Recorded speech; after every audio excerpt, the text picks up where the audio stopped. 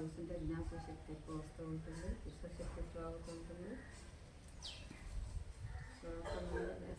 Main మన తలనొప్పి, corona, TB, cancer ఎన్ని జబ్బులు రావట్లేదు. రాకముందు మనం ఇలాగ చేసుకుంటే ఇంత పుణ్యం చేసుకునే వాళ్ళు అవుతాం. శ్వాస మీద చూసుకోవాలి, కలిగించుకోవాలి. వేరే ఆలోచనలు వద్దు.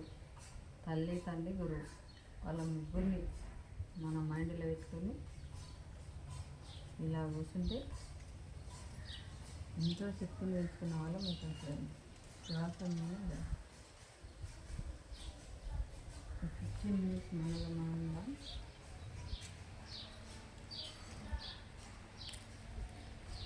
ఎప్పుడైతే తలనొస్తుందో ఒక 10 minutes ఇట్లా కూర్చుంటే వెంటనే తగ్గుతుంది.